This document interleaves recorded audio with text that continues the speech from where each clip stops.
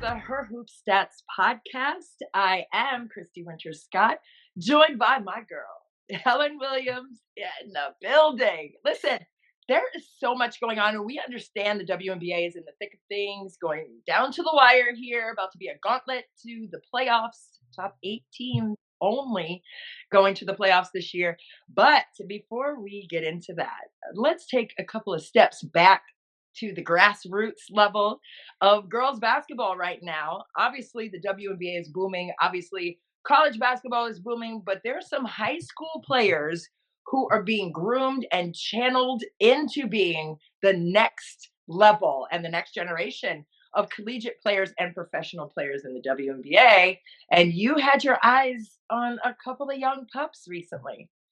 Yeah, I got a chance to spend a couple days at Overtime Select. They bring the best girls basketball from the class of 2026, 27, 28 into one setting, and they play against the best competition. And the cool part is, like what you said, these are probably future WNBA players, so it's going to be nice in 5, 6, 7 years to go, hey, I saw them win. So it was great competition. I got a chance to see Sanaya Hall, who's going to Southern Cal. Man, she's just ridiculous. Class of 2026. I got to see the number one player in 2027. This little teeny tiny kid who's tiny but mighty. Her name is Kalina Smith, and she's a point guard, and she is the truth. So remember that name. I'm sure she's already been offered by colleges, but it was a great experience. They were so nice to me. The hospitality. I toured the facility, and the stuff they have there is just like the pros. I mean, the training staff, the doctors, the technology they use in the practice gyms. It was just, man, it was just really good to see that. So thanks to Joseph Feldman and Whitney Bell for their hospitality. It was really fun to watch. Oh, that's amazing. Where exactly were you for that? So this is in Atlanta. Okay. They have their own facility, and they're known for they started it with the boys with Overtime Elite, but last summer had their first session for the girls. So it's like over 3 weekends. The kids come in on a Thursday. You know, they play games and leave on a Sunday. They do a little bit of education too for them. So it's a really good environment. And for somebody like me, like you and I both do television, so it's really nice to see these kids. And once they commit to teams, when I'm doing a game, I have some context when I can say, hey, next year Sanaya Hall's coming to USC, and this is how I think she might fit with her skill set and things like that. So Right. a bit of selfish reasons for going to watch too, aside from the fact I just, I wanted to see some really good basketball. Yeah. Oh, no doubt about it. And that's the best way, right? Because iron always sharpens iron. And when you're seeing these young kids go out there, you're talking about they're the truth, right? They're out there playing against some really top tier competition. Yes. Or were there any other players that stood out to you that are coming onto the scene in 2026? I know you mentioned one that's going to USC, but were there any others in that class that stood out? Yeah, there's another kid. Her name is let me find her. Her name is Olivia. I can't remember her last name. She is number 2 in the class of 2026. Give me a moment. I'm going to move out of camera range and go get my list. Oh, okay, yeah, go get it. Oh, we're still right here. Oh, hey, y'all. This turned into it. Instagram Live. How are y'all doing? Oh, here she comes. Yeah, there we go. All right. I meant to have that here, but I forgot. But yes, her name. Not to throw y'all off, but she just did that so we could see the Wake Forest. That's all that was. Oh, is that what it was? Well, yes, and we're going to talk about De'Erica Hamby today. I was lobbing you up. I can't wait to get onto it. I always the shirt, the hat, the bobblehead. Now I am always going to be repping for Wake Forest. I don't care. So yes, BMAC. That's funny. Okay, her name is Olivia Edwards. That's right. I couldn't remember her name, but she's like the number 2 player in the class of 2026. 6'2" kid, can handle the ball, post player. She's going to need some work, obviously, with strength, but just a tough kid. Kate Harpering, who just committed to North Carolina. Whew, they got a good one. So it was just kind of nice to see the young players, and it's going to be great to keep up with them while they're matriculating through high school and going through this whole recruiting process. And with Overtime Select, it's an opportunity for them to grow their brand too, right? That's what it's all about these days. So was really fun to watch. Yeah, is Edward's sister at South Carolina? Is that her younger sister? I think so. Yes. Yeah. When you said that, I was like, I think they're sisters, and I Yeah. remember, So yeah, behind her. Okay, yeah, fun. Just yeah, fun to watch. Fun yeah. to watch. Oh, and you said, Harpering. Her father played Played at, at Georgia Tech. yes, okay, Yeah, she is, yeah, and that's the other cool thing too, is now you're starting to see these really good women's basketball players whose parents, whose dads played in the pros that are, going through all the colleges, and they have tremendous basketball IQ because they've grown up around it, and yeah, some mothers who played in the WNBA, you're starting to see their kids, yeah. do really well. So you're starting to see the different generations, and that's fun. It is super fun, and I saw Harpering at. Well, she was on an official visit when I was doing a game, and I was talking to Matt Harpering about, how she has just been fantastic at the high school level. Obviously, it was last year, so she was being heavily recruited, but apparently she's a striker from the outside, like daddy. Oh And my god. But so, she's got some game going to the hole too, and that pull up with mid range. You watch her, like she's a complete okay, player. She can score from all three levels. So the rich are getting richer. yeah, well, The ACC better watch out. yeah, no, I heard she's a striker. Yep, like her papa, and I love it. And all three level striker, but for sure from three, like Yeah, cashing it out. I love no that. doubt, no Yeah. doubt. So that was an Adidas function, right? Like that. Yeah, yeah. They're sponsored by Adidas. Okay. No, that's tremendous. And we need more things like that at the grassroots level for our girls, right? And I love that they picked them up this year after so many years with the boys running that. So that was awesome. I'm glad you brought all that up. It's like ringing a lot of bells for me with all those names and connections, which is Yeah, it always was fun. It was fun. like that with hoops. But And I didn't have to the best part about it was I got to see them and I yeah, wasn't recruiting. I didn't have to call anybody. I didn't have to DM anybody, get on social media. I just got to enjoy the talent in the games just watching. yeah, watching them work. I love it. Yeah, that's a different vibe for sure. And you don't have to get the seats right behind the bench. And I remember those days recruiting. So yeah, 10 years I did that. So I get it. No, you are present for sure. But no, super super fun. And I again I love that opportunity. To showcase, but also to play against the best. Right. That's when you Yeah, really yeah. rising to the top. So that's really fun for the next levels and generations for college and pro. So I know the college basketball season is going to be starting very soon. Woo! Be here before you know it. And Better get in whatever vacation and time off you need here in the next few weeks because it's coming. about to be a gauntlet. And something else that's on the horizon is the WNBA playoffs. And I know we're a bit away from that, but I'm going to shift out to Vegas because what happens in Vegas, man, it doesn't always stay in Vegas. On the road, baby. They've been playing great. 4 wins in a row now for the Las Vegas Aces and Asia Wilson. She's on top, top, top for a reason. Listen, Yes. rebounds, Helen, 20 boards, and then she went to work on the offensive end too. And it's just phenomenal to watch her play the game the way that she has been able to play it. And what's your assessment on the Aces number one, and then what Asia Wilson has been able to do during their wins? Well, I've always had confidence in Becky Hammond, and I think she's had to deal with a lot more this year than she has the last couple of years.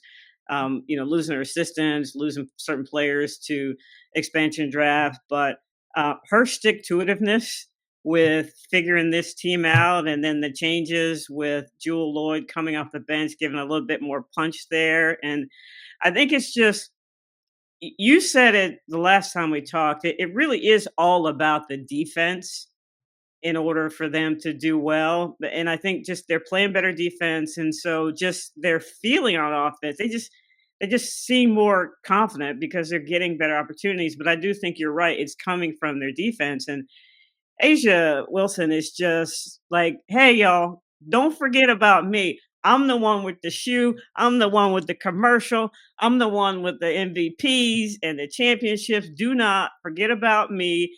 But what I love about her is two things. She will not throw her teammates under the bus, number one, which is so key for a star player. And number two, she has just continued to be consistent and professional and operate and produce at a high level, regardless of how the team's doing. That is the one thing that they could depend on the whole season was Asia Wilson operating at a high level. Oh, no question. And, all of the post game pressers when they were kind of going through those losses, right? She said, listen, we lost by 53 points and we just had to have a chat with the team, like without the coaches. I don't know if the coaches were in there or not, but they had to have that chat, right? And Asia Wilson said, look, I just told them that, if that's what we're going to play like, I don't want any parts of that. Like, we got to get it together. Like, don't come out of the locker room. We can't have that. So for her to lead in that way, like you said, as a pro, in terms of the accountability factor for everyone on the team, not just for her. I mean, she's going to bring it. I mean, she had double doubles in games where they lost. So it's not like, when she doesn't perform well or efficiently, the team loses. It's like, no, she's still performing at a high level. It's like everyone else has to come on with it, right? And be on that type of time. And I think for her to say that, you can only say that to your teammates if you are doing your job. Yes, yes. And the integrity behind what Asia Wilson is saying is in full blown mode when she is out there playing. So you can't question the authority of her words because of how hard she plays and how effective and efficient she is on the floor. Well, and what I love about it is it doesn't matter the level of the competition. Some players will play to the level that 30 and 20 against Connecticut, she could have gotten against, New York. Like, she is the type of player that's going to come and bring it. And it's almost like she's competing with herself. That's all. Every game to make sure she plays at a high level, regardless of the opponent. And I love that. Yeah. I mean, I think that could be something like the kids that you just saw down in Atlanta. I mean, to see that as the example, right? And to compete against yourself, like, how am I going to be 1% better today? Right. And whether we have practice or a game, how am I leveling up? Every single time I touch the floor with my 10 toes, I'm bringing a level of competition with the mirror. Like, that's who I'm fighting against. Right. And I think there's so much of a great example of that from Asia Wilson for the next generation of players to see that's what it takes, right? To be successful, whether you win or lose, you're still gaining, right? The experience and the pour in and the fight that you bring to the floor every single time. So that to me can never be understated because the integrity of the game, I already talked about this too. That's always going to be top tier for me. That's always going to be the be all end all. I don't care for the coaching, playing, watching. The integrity of the game should always be what you're looking for. And for her to speak it and then play that way, I mean, you can't question the ability and all of what she's been able to do to morph into this incredible player. Like, just from her freshman year at South Carolina, that's what I'm looking at, like, mentally right now. And watching her warm up before games, like when she was here in DC, she was warming up and I was mesmerized by her footwork, by her just direct force, and how she was just maniacal about getting herself to where she needed to be before the game. I mean, it was a beautiful thing to watch. I mean, we love the game, so I'm watching her footwork. I'm like, oh my God, it's great. I'm just like watching all these little nuances. Yeah, the little nuances. That's what makes the great. Yeah, but it was beautiful to me to watch. So what do you see for the Vegas Aces moving forward here as they're trying to, gain some traction and move up in the playoff rankings that could be impacted here by their winning streak? I think just when I'm looking at them, this whole season, there's nothing that I'm going, okay, they're not going to make the playoffs. Right. Now, at some points during the season, I thought, are you crazy? Because they're not doing the things that they need to do to make the playoffs, but I am going to give them the benefit of the doubt based on the equity that they've built on past performance. Now, I'm not saying that that's going to get them. They're going to have to do the right things, but from I'm going by what I've seen that they've already proven. They have equity with me, and until they don't make the playoffs, I'm gonna be right there and say, yeah, they're in. I like that. I like that. And the fact that, I think sometimes it obviously, we say it all the time, it takes losing to win. So I think that 53-point loss, I think that Woo, did, 53 points. God, man, listen, That's a lot. well, maybe, I don't know. I have to look back, but, That's a eh, lot. that's a lot. But, sometimes it just takes that to shake your character up a little bit, like to Yeah. check what does what does that feel like for you? Like, we're not just gonna go, go get something to eat. Like, oh man, that was a rough one.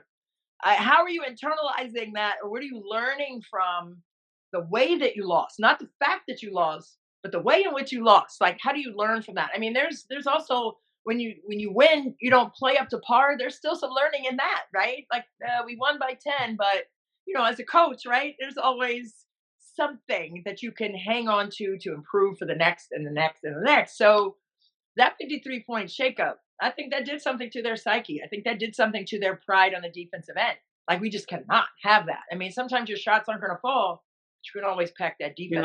You can always play defense, and I always said as a coach, like, why do we have to lose to learn the lesson? Like, why Well, can't we just, be, and especially at this level, you're on the professional level, you shouldn't have to be taught those lessons. You know what I mean? You're a professional, you come to work every day, you're paid to produce. So it'll be interesting to see how the rest of the season goes for them. They're on this run, they're defending. The others are doing what they need to do, and yeah, it'll be interesting to see how they end up. yeah, I'm very intrigued by that as well, especially with how well they've been playing. And Asia Wilson, my God, like, come on. And BMAX said it best. Our great producer, he said, everyone's talking about Nafisa Collier, as they should, right? And AT with all these triple doubles. I mean, she's a triple double. Like, Just she's ridiculous, 3 in a row, just ridiculous. not so. For the first time ever in the WNBA history, Alyssa Thomas with those 3 consecutive triple doubles. But here's Asia Wilson. Like, let's not forget, she's done it thrice. Like, she's been a 3-time MVP. So I mean, she understands what that means too. So let's not forget about her name in that conversation, because You've seen them both live. You've seen AT. You've seen Asia. What's the common factor in their greatness? Now, you talked about Asia being maniacal, and what's the common theme that you see from both of them from the minute they walk into the facility to the end of the 40 minutes? that's a great question. And the word that keeps ringing in my ear, I'm going to share it because I can't think of anything else, is confidence. They Okay. level of confidence. And the thing about that is, it's not arrogance. Like, to me, there is a fine line between that. But as a competitor, I'm walking in there like I'm the best player in the gym. Or why else am I in there? I'm not Right. giving you. I'm not going to give the. I'm all right, but kid on the other team is better than me. What? Why are you coming in there like that? And not that you would share that to the media, but the inner workings and the inner voice is like, I know that I have put in the proper work, right? So my level of confidence, I don't have any fear. So I think those 2 players in particular come into the game with that level of moxie. They come into the building, they get off the bus with that level of moxie. Like, no one in this building has outworked me coming into this game. Period. You, And you see that on AT's face when oh, she does something, and she doesn't give the too small sign with her hands. She just gives it the look on her face like, how dare you think that you can stop me? because that's how she's built, right? And I think it's the same as Asia Wilson. Like, when she blocks a shot and she's like giving the, like, I don't know, you did not just bring that in here like that, but just like the extra pride and the fight and the confidence. Like, I put the work, I've had my butt in the gym, and I think that's what they come to the gym like. And I thought you were gonna say something about AT's smile. That's like, I know you just that smile. Well, I mean, that's kind of what I was pointing. Yeah, she get when I talked about the look, that look, like, Yeah, nice try, kid. Nice try. And I love it because every time it's like on defense, even like she's like playing defense and she has this grin on her face, like you're not getting by me. Like, and that's what I'm saying. It's this level of confidence. It's the level of work ethic they know that they have put in, right? Prior to Yeah, the game starting, right. they have put the time in that no one else has, and it goes back to Kobe. You know, that's my guy in terms of his mentality. I think it has a lot to do with those 3 and 4 practices that you do a day. You know, some people go in one time a day, but those two, and I don't know their daily schedule, but I will say that I am quite confident in thinking that they probably go to the gym more than one time a day. I Right. am sure that it's 2 to 4 times a day. You go for a 2 hour at 6 to 8 a.m. and then you come home, you eat, noon to 2, you go back, right? Come home and eat, pick up the kids, whatever like that from school, go back to the gym, and have 2 more sessions. And then if you're just doing that one time and they're doing it 4, at the end of the month, they're going to be, you're not going to be able to catch those kind of players. Exponentially better. They're here. So I just think they put the work in, and I think it's speaking for them on the court. And then, smiling AT or not, like I think it speaks for them when they're playing. So I think that's what it is with those two for me. It's the confidence. Got it. That's Yeah. you're the one that you've seen them live, so I was just curious. What do you think it is, just from watching them in particular? This for this season. I think it's an attitude of put it on my shoulders. Ooh. Like I got broad shoulders. I can handle this. I just need you to do this, this, and this, and Okay. then I will take care of the rest. I need you to do this, this, and this, but I got it. It's on me. That's what I see when they're playing, and I also see joy, and that joy comes from the work that you said that they put in, and they see that work come to fruition on the court, so they're having a good time. And Asia has described herself as petty when they're talking about trash talk. She doesn't talk trash, but she's petty. So she enjoys it when AT smiles. She enjoys it while she's out there getting these triple doubles. Like it's not it's not a big thing, or it's not normal. And Yeah. certainly 3 in a row is not normal, but they are enjoying the process and enjoying the fruits of their labor. Yeah. No, that was profoundly perfection right there. And they are enjoying it. And their teammates are enjoying it because they know who they are for the team. And I think that's another component to their success as well. There's a reverence and a respect from the coaches, obviously, to go to them and through them, but also to understand and trust that they're going to be consistent with it. And every game, every practice, you can hold them accountable. They can hold the team accountable, but there's just, as a coach, you want to have those players who are consistent with it, right? And then again, you can have the integrity behind the words. So I just think that it's been really fun to watch them perform. And you never know what the playoffs may look like. That could be something, that we could see. That matchup in particular could be something. So I just think it's been interesting. Well, let's move it down to Phoenix, since we were talking about AT and how they've been playing, and Bonner, picking up her offensive production within the team there in terms of the chemistry that she had to garner being placed in there midstream in the regular season. Yeah, it's always when you bring in a new element, Right. it's a struggle because Phoenix is a team that, aside from AT and Ka, are and DeWanna Bonner now are is essentially made up of role players and players that people didn't know a whole lot about. Again, shout out to the scouting department for for Phoenix for bringing these players there. But before DeWanna Bonner, they had their roles pretty much, I don't want to say solidified, but they kind of knew, okay, this is what I'm going to do until Natasha Mack comes back, until Kalia Copper comes back. So I know what my role is. And then those two start to be, Right. Intermittently integrated. And so roles change a little bit. And then DeWanna Bonner comes in, it changes a little bit more. And so I think not just for the coaching staff, just trying to handle those egos and those, hey, I've been producing, and now I might not be able to play as much because of whatever reason. Yeah. that's a lot to navigate as a player and as a coaching staff. And so I think it took them a minute, and they still have some work to do. But they have good pieces, I think. So it'll be interesting to see, if everybody can find that role, stick with it, Yeah. integrate it, have some chemistry so that they can stay up top. Yeah, no doubt. And I agree. I mean, I think, the level of experience that Bonner brings to the table, I think that is a difference maker too. If she were at kind of the beginning of her career, I would think that would be a little more difficult. But I think schematically, I mean, a lot of teams run the same actions, right? Right. As the assignment of it. So I just think she, by watching film and then getting into practices, getting the timing with her new teammates there, I think has really grown since she started there in Phoenix. But I'm really intrigued to see how they, mature as a team.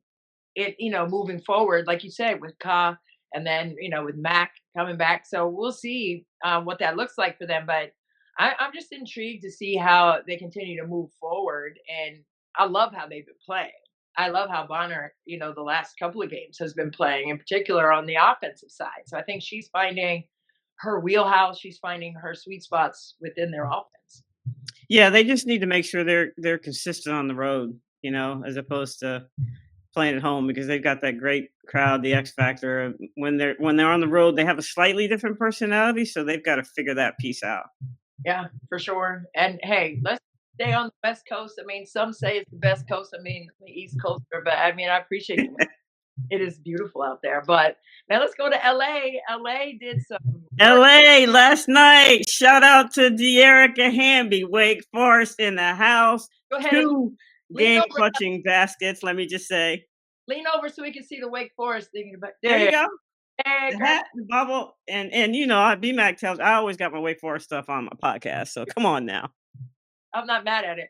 But De'Erica Hamby, oh my gosh, she got busy. And, the clutch gene that she possesses, I think her play has been incredibly consistent. I saw her numbers over the last several games, and it's mind blowing, right? To see how consistent she has been with the percentages. It's not just gaudy point total, right? It's how effective and efficient she's been with her offense for LA. And now they have Cameron Brink back, who had 5 blocks the other night, not the last night's game, but in a previous game. So now they have a rim protector defensively. De'Erica has her rookie back from, from last year being injured, but then now she's back. Yep. How has Cameron Brink impacted and kind of unlocked De'Erica Hamby in a lot of ways, like not just on the offensive side, but also defensively?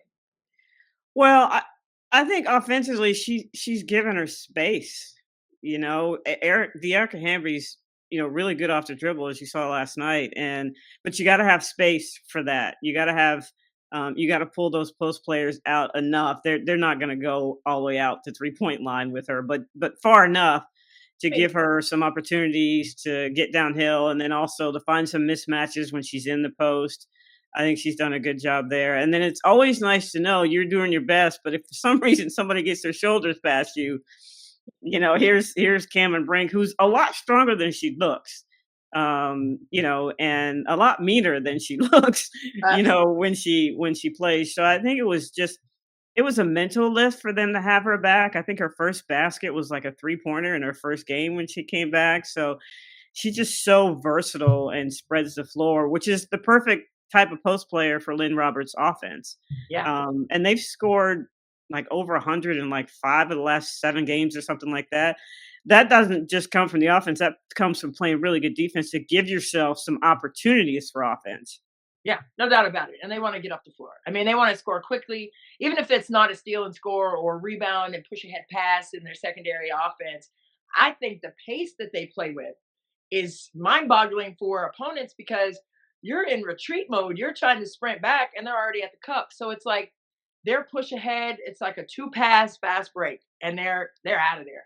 And even if they're in the court, I mean, they want to score early and often, within the first 10, 15 seconds, right, of the shot clock. They're not taking it all the way down to the end of the shot clock unless they're being, in a stranglehold with what they're seeing on the defensive side from opponents. But they want to score quickly in early actions in the court. So I think that's why they've been able to score over 100 points, like you said, over the stretch several times. But, for Dearica Hamby right now to do what she's doing, I mean, she's been sixth player of the year before, so she's played a lot of different roles, whether it was at Wake Forest, but in the WNBA, she's been a role player, but now she's at the top of the list, right? She's their go-to player. That's who you think of when you think of LA, outside of Kelsey Plum, obviously. But with Dearica on the glass, with Dearica defensively, and the hustle plays and the steals, I know she's in top 5 in steals. Like, her ability to create offense for the team because of her defense specifically. What do you say is her best strength on the defensive end to get that motor running for the Sparks? Well, I think she is a very intelligent player. And I think people don't, how should I say this, understand how important that is on that end of the floor. We talk about basketball IQ, and most people think of offense, but I think just the time she puts in watching film, and now she obviously has the physical abilities, but she can guard smaller players, and just has a nose for the ball. But that takes basketball intelligence, knowing your opponent, KYP, know your personnel, and I think that's a big part of it, in addition to her physical gifts. Yeah, no doubt. And going to Kelsey Plum, right? What do you think? AP. Yeah, what do you think that's going to look like with Plum Dog out there with her? They didn't have that dynamic last year, right? Because this is Plum's first season with LA. Yeah. What do you see from that duo and their chemistry moving forward in this little last chunk of the regular season? I think the thing with Kelsey Plum is when the ball is in her hands, she puts pressure on the defense, right? She's, especially in on the break, she's going to try to get downhill from wherever she is. If it's one-on-one, if it's, a pick and roll with Dearica, she puts so much pressure on the defense, and not just the initial defense, the help defense. Yes. Because she gets by her defender, and then somebody's got to come and help. And then you have the ability for Dearica, and then you have Rakia Jackson, Miss Jackson, if you're nasty, just playing really well. And then people forget about Ray Burrell, who's just on the defensive end. They're a very long team. You look at Azurá Stevenson. So defensively, that helps. But I think whenever Kelsey has the ball, her defenders are always on their heels. Yep. And so that's a big advantage. Yeah, and their ability to spread you out. I mean, you just ran through the roster right there, and I'm like, dang, all of them could shoot threes, right? Yeah. All, like, Ray can shoot them, Rakia's knocking them in, Plum's knocking them in. And Azurá Stevens has been knocking in threes at a career high clip. So I don't know. I don't know. To me, it's just it's interesting, just to see how they've been able to score the ball. And then now with Cam Brink, you said she hit that three when she first got in there as her first shot. But now they have, a great complement in there. So if they go 5 out, they can do that, right? But now they want to get a piece of the paint and spray those out in the 5 out sets. But now with Cameron Brink in there, they can go 4 out, 1 in and make it even more difficult, right? Because if they throw that entry pass, that can be in and out for a triple, right? They just have so many threats from range. Yeah, and I think what they did last night is something that they need to do better. They did a great job. They finished the fourth quarter, right? That's something that they've been a little bit inconsistent at. And if they want to make the playoffs, they've got to finish those last 3 or 4 minutes defensively, right. I think a little bit better. Right. Yeah. I mean, it came down to it with Seattle. And Seattle, is a team that has lost some really close games as of late. I mean, including that one to LA. What's your assessment on Seattle right now? And moving forward, what do you want to see from them? Brittany Sykes, she had a game last night, and Dominique Malunga, a couple games now over 20 points. You can just see her being, more confident. And when I look at them, I'm like, what's the one thing that they need to do? And it's the C word, it's consistency, but at everything at the same time. It's like they'll have a good defensive game, but then they won't shoot well. They'll shoot well, they won't have a good defensive game. And just they've got to be more consistent putting full games together on both ends, because there's no denying that the talent is there. Yeah. With the core players, Brittany Sykes coming in, I thought fitting in really well. And I think Malonga's done well. Agwumake is going to be Agwumake, and Skylar Diggins. So they've got the talent. It's just I don't know what it is, and it's frustrating as a coach because I'm like, okay, I want to point to this, do this better, and you'll win more games. But it's just being consistent on both ends of the floor more consistently, if that makes sense. No, absolutely. Absolutely. You just need it all to combust at the same time, right? And for them, they have the experience. And now with Sykes, another dimension defensively. Obviously, I mean, she had a monster block right there at the Oh rim. yes, that was beautiful. Ah, I was God, screaming when she made that. I was like, "Oh my god!" same. I mean, I've seen it. I've seen it, for the last 3 years here in DC. So, I think that trade was very interesting, for Seattle to see what they thought they needed, right, Yeah, for this next push, um, into playoff seeding and etc. But Skylar Diggins, like the way that she sets the table for them offensively, she's been doing a tremendous job leading them in assists this season. What do you want to see more from Skylar, and not necessarily more, but what do you want to see from Skylar moving forward? I would like to see her have to handle the ball a little bit less and Okay. get a little bit more opportunities off the ball to score and not. I don't want to say worry about that, but obviously she's the head of the snake and she starts the offense. But if she could just, have opportunities to be a little bit more free to Mhm. roam around, I think that would be interesting because she's obviously a very skilled player and she can shoot threes, she can drive to the basket. So it would be interesting to see if she would have that opportunity.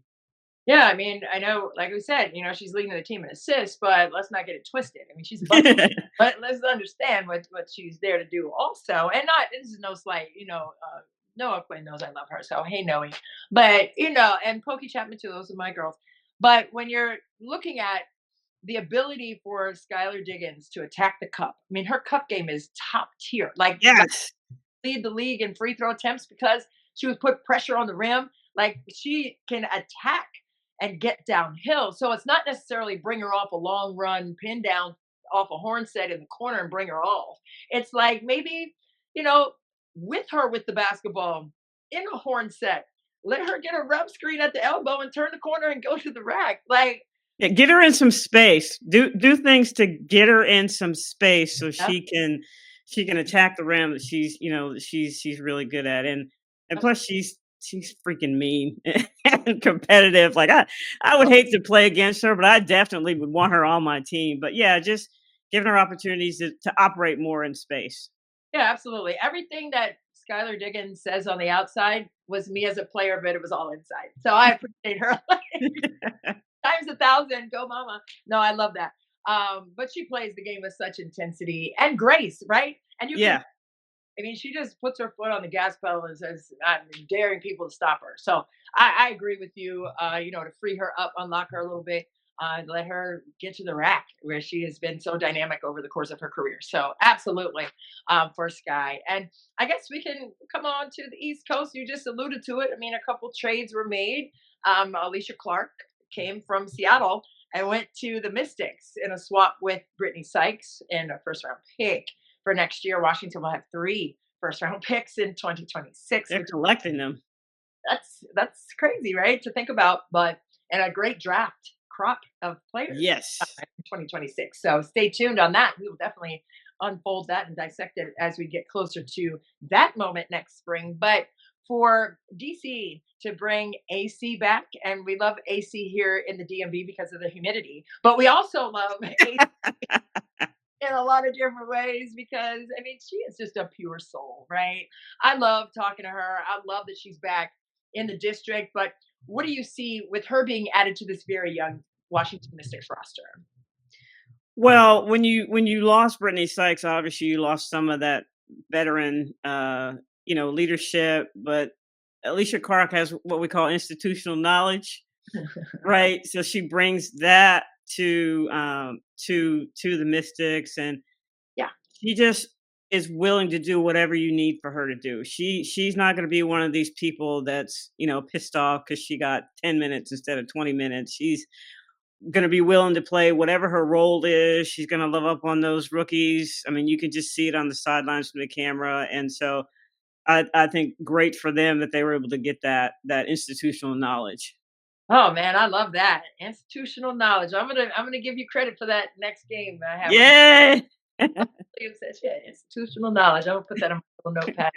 So, but you're right. I mean, just the chemistry. I mean, she's a vet. She understands her role. She understands her leadership qualities that she brought the last time she was here in DC, and I saw that firsthand in practices. And I can't wait to get back into practice to see it with this group of players for the Mystics. But for Alicia Clark, like just her ability to defend, number one. I mean, that has been something that has been a seamless transition for her to come to DC from Seattle, but also her ability to get downhill. And, when she was in college, I mean, she led the country in scoring. So let's not forget that about her. But you said it best when you said she's willing to do whatever the team needs for her to do. And that's a consummate pro. That's Yeah. that's what you do. But to see her in the ears of the rookies, Sonia Citron and Kiki Iriafen, oh my gosh. And I think it was after the game last night where some fans were in the building there and they had on some Kiki Iriafen jerseys. And Alicia Clark was taking pictures for them. Like she's probably like, sure, I'll take it. And she's taking pictures of Kiki with these fans.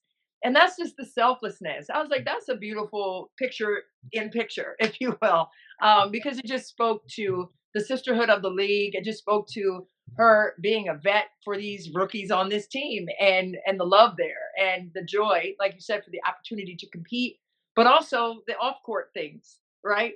Where there's, a level of respect that you have for these young players. So, I mean, these two rookies are cut a little bit differently. Obviously, they were in Dallas. Another rookie who's pretty darn good too, Paige Beckers. But for Kiki and Sonia, what has that dynamic duo meant for you to see? And how do you see that moving forward for them, not just for this year, but forward throughout their careers in the W? Well, the thing about both of them is that they're ever curious. And that is so important. If you want to get better, you always want to learn. And they came in, I think I said this on one of our first broadcasts, they were unbothered and unafraid. Yeah. Right. And also just underrated. People just did not Yeah. they just didn't understand what they brought to the game because they weren't in college, quote unquote, eye candy. I use that term a lot. But if you're a coach and you looked at their skill level, um, you could see that they would produce. And again, shout out to their scouting department. Paying attention to the eyes and not necessarily the analytics. I think there's a place for analytics, no doubt. But as a coach, you and I know we want to go by what we see. And they both came in, like you said, the confidence factor. Both felt like they could contribute right away. And I do give credit to the coaching staff because you have to bring these players along. First of all, they both came from coaches that gave them a really high basketball IQ. True. Right? You playing at Stanford, you playing at USC, you playing at Notre Dame. These coaches know how to coach. They know how to communicate, and so the players always leave those programs with a really high basketball IQ. So you take that, to the professional level, and I think the coaching staff did a really good job of helping them understand what they were looking for and helping them feel confident with the skill set that they have within the offense. I'm a big Princeton concept offense fan, but give the coaches some credit too for their development. Yeah, no doubt. And I mean, Sonia Citron last night had 1 point at halftime. They were blitzing her. They were really crowding and blowing up, loading up pick and roll opportunities. Yeah. They blew up that pin down that Washington likes to run for her off that left side and really crowded her catching space. So she couldn't get to, that mid-range shot. And she didn't attempt a lot of shots in that first half, but she only had 1 point, obviously off the free throw line. But she came back with a vengeance in that second half. But again, credit the coaching staff for understanding how to get her going. I was thinking maybe just let her run a little one, so that she doesn't have to work so hard off the ball to get a touch. Because it wasn't necessarily she wasn't getting shots. It was like she barely even touched the ball, right? Yeah. They were crowding her space to the point of they're not even going to throw that pass, right? But then they started blitzing her. They were double teaming her, but she made some really great passes out of those double teams or shadowing of her area when she did get a catch. So there were other things that she did. I think she was like a plus 13, even with just 1 point or something, because of all the other things she does well on the floor. And then you have Kiki Iriafen, who is just a monster on the glass. I mean, she's a machine when it comes to the board work. I mean, now she has 9 double doubles, the most ever for any rookie that has played for the Washington Mystics. So, I mean, I just see an incredible upside for the two of them.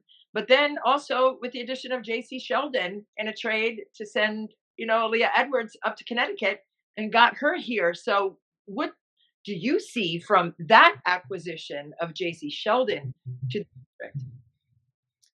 I think another player who can defend the best player. She and also Kiki and Sonia Citron.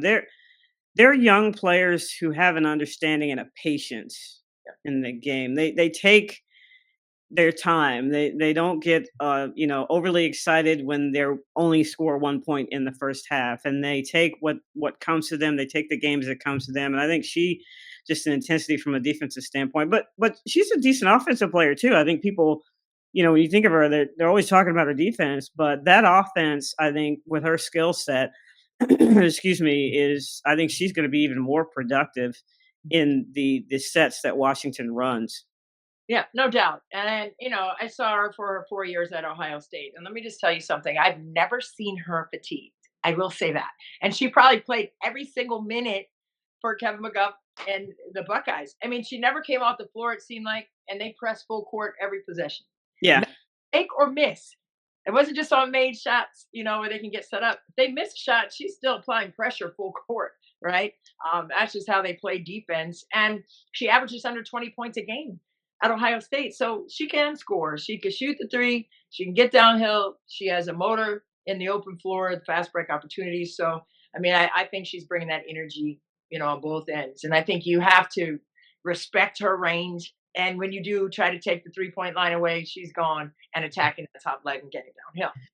Yeah, and I think her pace in the half court offense, she's very intense with the cuts she makes and driving to the basket. That's an underrated skill to have, the correct pace when you're in an offense and to read a defense and when to go, when to stop. How go slow here, speed up there. That's an underrated skill. I think she has that. She has that, and while you were speaking, I was picturing Sonia Citron in that same wheelhouse. Yep. Off the ball, the thought process, right? And they were trying to get that pin down at the foul line for her. They like to run that. I think it was an out of bounds play and try to bring her off the top. And they overplayed it defensively. Dallas did, and she was like, "Okay, you're going to overplay it. I'm going to reject that action and go back door." And she got an easy bucket. So I'm like, there's always that thought process, and it is an underrated skill. Like, you have to think the game in milliseconds out here. Yeah. And for them both to be super young, Jay-Z's that's the thing. The Mystics, watch out for them. Like, this was a year that nobody expected anything, but they are young and they have draft picks and 80% of the league is going to be free agents next year. So it's going to be, I can't wait to see what they end up with for their 2026 team with all that draft capital and the free agents, because it is now a place, I think, where people would want to go play. Yeah. Right. They look at that offense. They go, it's spread out. I can get points. I can get touches. Like it's a place where people are gonna want to go play. Yeah, no question about it. I agree. I mean, there's a lot of freedom and read and react right off of actions, like I just explained with Sonia Citron, and they're all smart, right? They understand where to go, when to go, why to go. And I think that's the beauty of the game. And they want it for each other. And they say as much, but you can see it in how they play. I don't have to say it. You can see that there's a selflessness, but also a joy about how they compete every night. So it's going to be fun for sure. But what's been fun also has been, watching Minnesota and how well, Helen, they have been playing. And now they have Dejanay Carrington, who has been locked in, as always, on the defensive end, man. Like, wow, what's your assessment of Dejanay and the Lynx roster right now, sitting at the top of the league? Happy players play well. Happy players play well. I'm sure she is so excited to be with Minnesota, and that group of players in terms of their professionalism, in terms of their efficiency on both ends of the court. I think it was a great addition. I'd said that they needed a bigger guard who could defend, who could also shoot. So she fits all of those categories. They also picked up Jalen Sherrod from New York for defense. The only thing, probably the Minnesota people are not going to be happy with me, but I just felt like they needed one more mobile post. Okay. And when you look at what happens when Nafisa Collier goes out, there's something missing there. Now, Courtney Williams had a great point. She's like, everybody has to just do more. And I totally agree with that. I'm not at practice every day, so I don't see what they see. I do think that Cheryl Reeve is a great GM, great coach. She knows those players better than I do. And, she's going to go with what she's going to go. I just felt like they needed another mobile post. Having said that, if they stay healthy and they defend the way that they can, great opportunity to win a championship. And I could be eating my words, but I was like, oh man, they need Aaliyah Edwards. I was like, I don't know how that works, but they need to get Aaliyah Edwards. I don't know how the money works. Richard Cohen for us to tell everybody how that works, but that's the only thing. But I don't think that the situation that they're in now is a bad situation. I just thought it would have been added value. Added value. That's a good point. I see what you're going with there. And I just, I love that Dejanay is there and Sherrod too, for the defensive aspect of it all, because, you're going to have that as the season progresses. You want to win a championship, you got to defend. I'd be able to do it. And now, the finals are going 7 games this season, for the first time in the WNBA instead of 5. So, I mean, you're going to have your legs. You're going to have the lock-in ability on the defensive end, but you're also going to have depth with that defense. And I think that's what they may have been thinking. Again, I'm not in the war room. No, I agree. They are much better. Their bench is much better in terms of depth on both ends of the floor, I think, with the with the trades that they made. So I still think New York has the best bench in the league. But I think, player for player, those 5, I think Minnesota obviously, when everybody plays, we haven't seen a team full against each other with all all the major players healthy. But they've definitely improved their depth, especially on the defensive end. The last team that we can talk about, I want to go down to the ATL, the Atlanta Dream. What have you seen from them as of late, and their ability to make a solid push for Carl Smesko and the Dream? What's that going to take for them in this last little chunk of the season here? That's your boy, Carl Smesko. Well, first of all, shout out to Monica McNutt, who said, I don't know, 2-3 weeks ago, her bold prediction was that Atlanta would be number 2. Where are they right now? Number 2 in the standings. So shout out to Monica. I think for them, their bench isn't as strong as some of the other benches, but people produce when they need to. Right. Walker Kimbrough when she needs to, Naz Hillman when she needs to. You're always going to have Alicia Gray, who's going to do what she does. I think an underrated second rounder was Tahina Paopao. She's got time under her belt now, and she's, defending, where I thought that might have been, one of the things that she would need to work on, at the next level. You have Brianna Jones, who's just doing Brianna Jones on a consistent basis, right? And then you could just bring in Brittany whenever you need her. So I think for them, the key is going to be health. Yes. Like that's one of my things. If you want to win a championship, you need to be healthy. Yeah. Because they have the ability. They, as a team, put a lot of pressure on defenses, especially in transition. Mm-hmm. The teams are always on their heels when they're defending against Atlanta, and then they start hitting shots. It's that's trouble. Yeah, No doubt. And now Ryan Howard and Brittany Griner are off the I, injured. I didn't even mention Ryan Howard. Forgive me, Ryan. I'm sorry. I So, mean, that's yeah, for yeah. sure. And she's back. But they've been able to do, I mean, that push to being second in the league with them being out, right? Over the Right. last games anyway. I know Griner played more games in that stretch than Ryan did after the All-Star break. But with Ryan and Griner back to the mix, and also with Naz Hillman's ability now this season to stretch the floor from three, go Naz. I mean, that to me, I mean, every player has added to their bag. Every player has added to their assets for the team and how they can impact it. So, I mean, that to me is going to be intriguing as postseason looms. And I know it's like a couple weeks away. I get it in positioning and all that stuff, but I mean, Atlanta is one of the teams that I don't think is being talked about enough. Right? I was going to say, don't you think that people just take for granted is the wrong term? They're like, but they just keep doing what they're doing, and they ended up, they were in fourth, then third, now second, and I still think people don't believe How about that? In Atlanta, and I think that's they got a little chip on their shoulder. Alicia Gray, why is she not in the MVP conversation? She's just been ridiculous the whole season. You can't stop her. I don't care if you know where she's going left. You can't stop her. And I just feel like they're there, but people are just like, eh. Right. And I think it's people are gonna eat their words. They're gonna be there at the end. Absolutely. Absolutely. And I think, Carl Smesco, I don't know if he's been asked about that point, but I think just knowing him a little bit, I don't know him a lot. I know enough. I know that he probably prefers it that way. Like that's Yeah. right.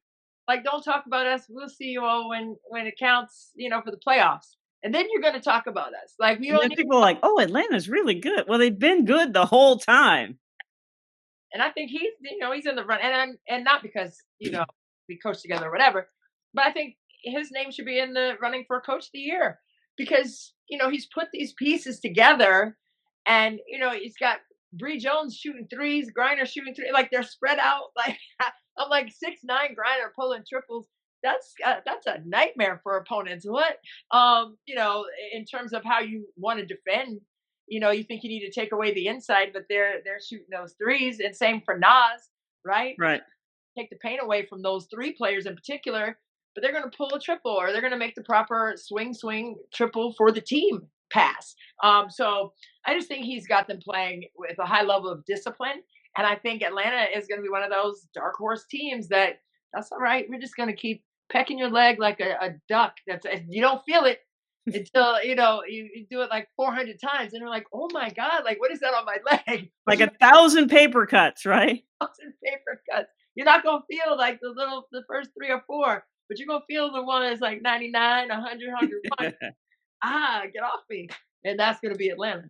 That's what I think. But it's gonna be fun to watch. That's gonna be fun to watch to see how they get themselves to the playoffs and beyond, right? Maybe some extra extended time in the playoffs from them. Oh, I think that they'll definitely get out of the first round.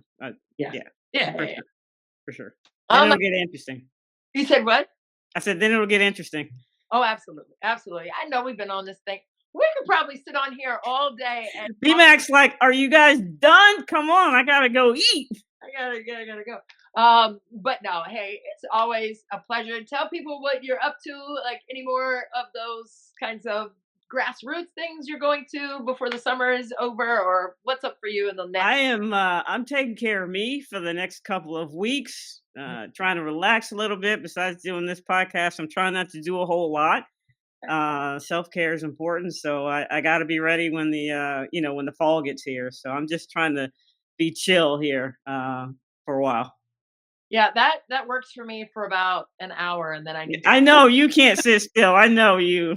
I try. You got to have a million things going on. And if I don't, I'm gonna find something to do. I can't sit. I can't. It's just not in my DNA. I can't sit and lay down and watch a movie. I can't. I got to be on the move. I got to be outside, and when I say outside, it's not the outside the college kids say, like the outside. It's not that. It's like just outside. But anyway, it's always a pleasure to catch up with you, my friend. Oh my God. enjoy your woosah time because we'll be getting busy very soon. Yes, for sure. And you try to take a little bit of time too, just a little. In a skosh, and I mean, probably very little time, but be fine. I'll do it. But B-Mac, we appreciate you producing. My friend appreciates you. And his nephew Aiden, we talked to him beforehand. So join his YouTube page. And yeah, we'll see you guys next time right here on the Her Who Stats podcast. For Helen Williams, I'm Christy Winter Scott, and we will see you next time.